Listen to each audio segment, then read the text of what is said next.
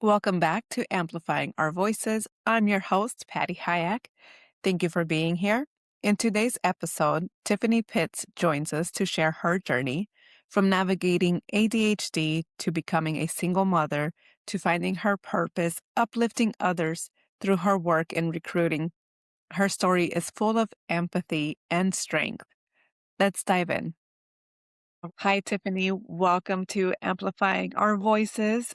I am so excited to talk to you today and learn a little bit more about you. Absolutely. I like to start off with, where does your story begin? I would say my story honestly begins with resilience. Growing up, I always felt like I experienced the world a little bit differently than other people. As a child, I struggled with ADHD and other challenges that often made me feel misunderstood. I had moments where I questioned myself because my brain didn't always work in the traditional way people expected. So I learned early on what it felt like to overthink, to feel emotions deeply, and to consistently push myself just to keep up. But looking back now, those experiences shaped the woman I have become in the most powerful ways. I think one of the biggest things my childhood taught me was empathy because I always knew what it felt like to struggle internally while still trying to show up externally. I naturally became someone who pays attention to people, seeing them beyond the surface and genuinely wanting others to feel valued and heard. That's a huge part of why I'm so passionate about helping people professionally and personally today. Oh, that's beautiful. Thank you. When you think about your childhood, is there any moment or experience that stands out that shaped the woman that you are today? I think the small moments of encouragement stayed with me.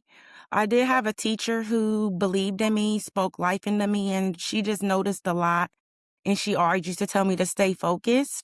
And I think that that still guides me today. So you mentioned a little bit about ADHD. How did you find out? I hear stories of that women typically get, I guess, misdiagnosed or don't get diagnosed until later in life sometimes. So can you talk about your experience? So as a child, I don't know if my mom didn't really believe in medication or what, but I was never evaluated for it. He did it on my own as an adult. I really can't focus when I'm working or when I'm trying to complete classes. What can I do to see what's going on with me? And I went and got an assessment done myself. Okay. So then you were officially diagnosed later and as an Yes. adult. And how has that helped you once you had the diagnosis and how did that feel afterwards once you knew that you had ADHD? Yeah, sure. So for me, I felt like a sense of clarity. I'm like, okay, this is it. I'm able to actually see what's going on and actually get the right treatment that I need from a psychiatrist to help me better and hold myself more accountable for certain things. So definitely grateful. That's awesome.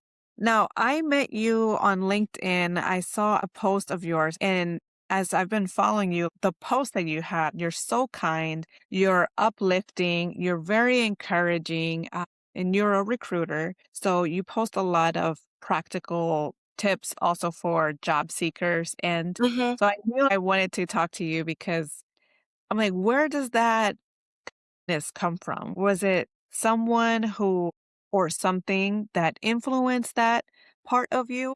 So as a child, I got bullied a lot just for different things. And I would go home and cry. I wouldn't really share what I was going through with my mom because she was already dealing with a lot on her own. And I did not want to be a burden to her. And so I would really just deal with stuff on my own. And I think that people sometimes mistake kindness for weakness, but real kindness does take strength. It takes emotional intelligence to remain compassionate in a world that can be so transactional. And I think that kindness doesn't mean lacking boundaries. It means choosing humanity anyway. Absolutely. I can relate to that. I would say also I grew up being kind. I mean, my mom instilled that in us, you have to be kind to others, but sometimes I do think that people take advantage of that or see that as a weakness and where I'm just like, okay, I I can see that. I see what you're doing and I don't like it, right? And so thank you for sharing that. Yeah. Now, you also talk about being a single mom.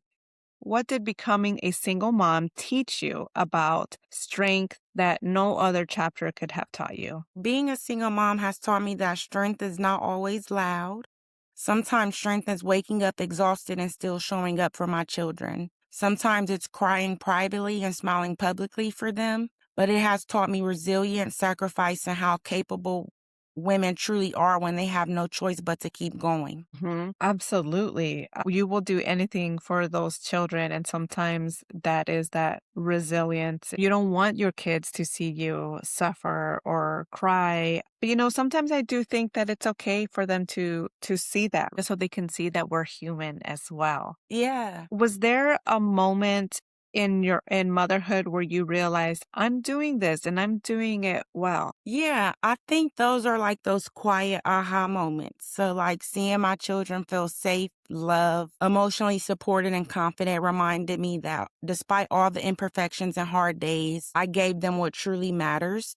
I think that motherhood made me realize perfection is not the goal, but being present for them is.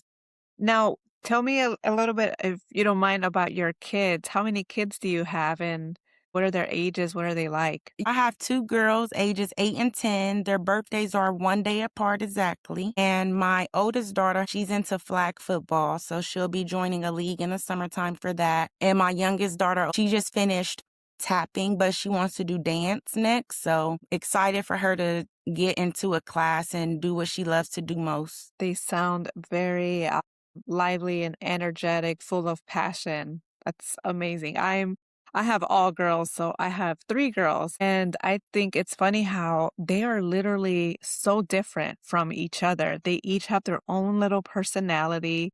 One of them is super creative. She's like into the arts and things like that. And then the other one is super athletic. She did not get that from me because I am not. Like, she's really into sports and she's really good at it. And then the middle child, she has Down syndrome and she's just kind of like in her own little world. She gets the best Oh. of worlds from older sister and younger sister. It's funny watching them navigate life with their own little personality. And then again, just being girls, I just have a big heart for girls. I mean, I guess it's all I know, but I'm raising them to have a voice, and they do a really good job at that. I gotta say, right now, I'm like, okay, I meant like when you're older, to have a voice, but not use it against me. So that's what I'm dealing with right now. Now, you've also mentioned about your father passing and you being open about that.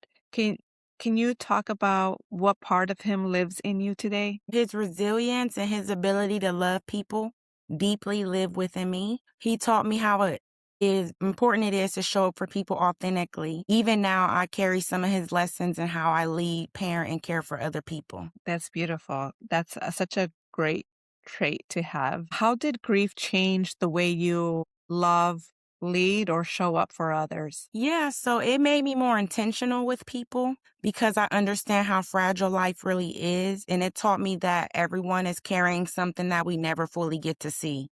Absolutely. What's something that you wish people understood about navigating loss while still being a source of light for others? So just because someone is encouraging others doesn't mean they aren't hurting too. Some of the people who shine the brightest are carrying heavy weight quietly. You can be healing and still help others to heal at the same time. Yes, I love that. Now, shifting gears a little bit to your professional life. Uh-huh. So like I said, you are a recruiter, and can you talk a little bit about how did you land in the talent acquisition space? Talk to me a little bit about that journey. So I was working at JP Morgan Chase where I used to like evaluate mortgage calls. And I'm like, I want to go back to school and get my master's for something, but I already have my bachelor's in business. So I didn't want to get my master's in business. But I've always had like this thing to just help other people. And so I'm like, okay, I'll take HR management. And shortly after I graduated, there was an opening up at my old job, and I was able to land an entry level recruiting coordinator role where I scheduled the interviews. Hmm. And then I was able to pivot after growing with them for a little bit into the recruiting space. Okay, and so then I'm assuming then you loved it, and you're like, okay, here's where I want to be, or did you see that? you had a natural skill for it? I would say both. Nice. So you do an amazing job at highlighting people on LinkedIn. What do you see in others that they often miss in themselves? I would say potential. I think that many people are close to their own pain or recognition to recognize their own value. And I have also experienced going through layoffs and things like that. So I often see resilience, intelligence, and capability long before a lot of people see it in themselves. Okay, now you mentioned a little bit about the layoffs. Layoffs are happening right now as we know it in the market. It seems like every single day you hear of a different company laying off the workforce, and it's really shaken people's confidence. So, what would you say to someone who feels discouraged or they feel like they're starting over again? Starting over doesn't mean starting from scratch. Your experience, lessons, relationships, and resilience still matter. A layoff may impact your job title, but it does not erase your value. Beautiful. Thank you. You're welcome. Now, again, so you've been in the recruiter space for a really long time. Mm-hmm. And I consider you an expert or a SME in that space. So, from your recruiter lens, what are some small or practical things that job seekers can do right now that make a big difference? I would say being consistent matters more than perfection. Tailoring the resume to match it similar to the job description that's posted, and then building relationships on LinkedIn is very critical. I would say be intentional about your networking, and then don't internalize rejection as an identity to yourself either. Yes. I preach that so much that you can't define your worth on someone's rejection. And I know it's easier said than done because we hear the stories of people applying to who knows like 300 applications and that or getting ghosted or just rejection after rejection. It gets exhausting. So those are the people that we are talking to right now. So thank you for sharing that. Now, you also mentioned a little bit about LinkedIn and being intentional about networking. Can you give maybe a couple of tips on how to do that? Because I think some people are scared to reach out. Or do you have any advice or suggestions on how to go about doing that? Would highlight yourself and maybe like a short 1 or 2 paragraph, just kind of summarizing your skill set and using metrics as well. If you do have those numbers to kind of show how you would stand out from other people, I would say it is hard for some people to reach out to others because they may have tried and it didn't work for someone else, but that doesn't mean that it won't work for you in the future. Mhm.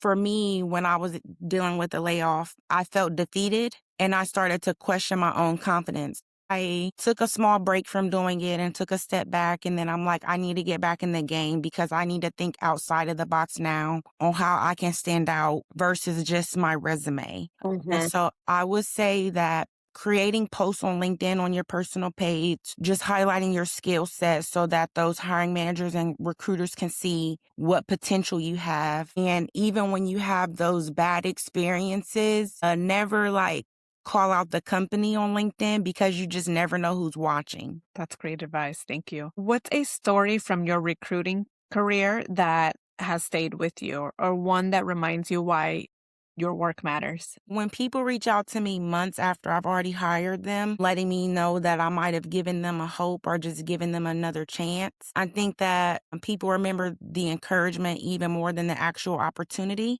which reminds me that the work that I do is deeply human. Mhm.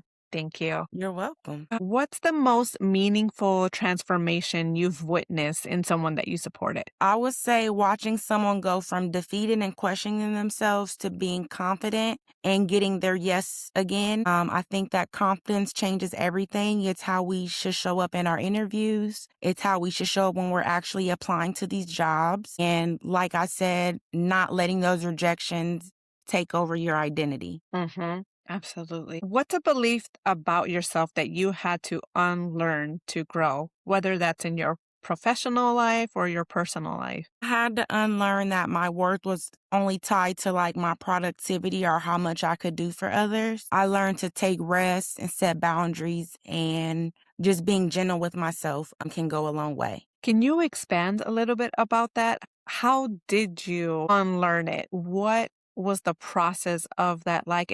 And did you have any moment that stood out where you realized, okay, I have some limiting beliefs that I need to unlearn? Can you talk a little bit more about that? Yeah, so it was a mixture of that. I would say just growing up, I went through a lot, but then I read a book really recently, and I'm still trying to unlearn this too to this day. But I read a book on how to heal my inner child. And I Ooh. think that reading that book just taught me to give myself more grace and to set those boundaries, even when you feel like you are not able to. And then I always just have been on a go mode as a child. I've always wanted to achieve more than other people. And I told myself, it's okay for you to take a break. It's okay for you to tell people no sometimes. You have to show up for yourself because no one's going to show up for you but yourself at the end of the day. Mhm. That's beautiful. Thank you. I also talk a lot about healing, recognizing your triggers or acknowledging childhood trauma that we went through and how it shows up in your present day. So I'm big on healing the inner child. I gotta say kudos to you because it's not easy. It's much easier to say, "This is just the way I am, so take it or leave it." But it's like, no, at some point, I think we do need to go within and ask ourselves, "Why am I reacting this way?" Or "Why am I feeling triggered right now?" Or reflecting on things that shaped who we are and really growing. I think we're all meant to grow. So kudos to you for Thank working you. on your inner self. And it is a journey, right? I think we're always continuing to grow and learn. I think so too.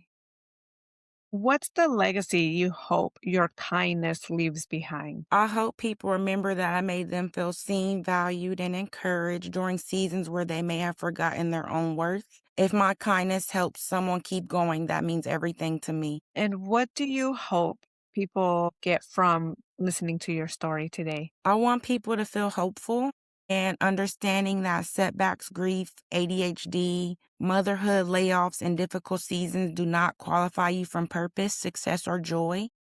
You can still struggle and become someone who changes lives. That's beautiful, Tiffany. Thank you so much. I want to thank you for opening up on some of these topics and helping us get to know you a little bit better and understand the woman behind the title of recruiter and everything that you do. I admire you so much. I love seeing your posts. You really inspire me to be more kind and show up for others in whatever way that I can because I see you doing it. I just want you to know that that's really empowering and inspiring others to do the same. Thank you for that, Tiffany. Thank you. I appreciate that so much. Thank you for tuning in. If you enjoyed this episode, please subscribe, follow, and share this with someone who might need it. Stay tuned for the next one.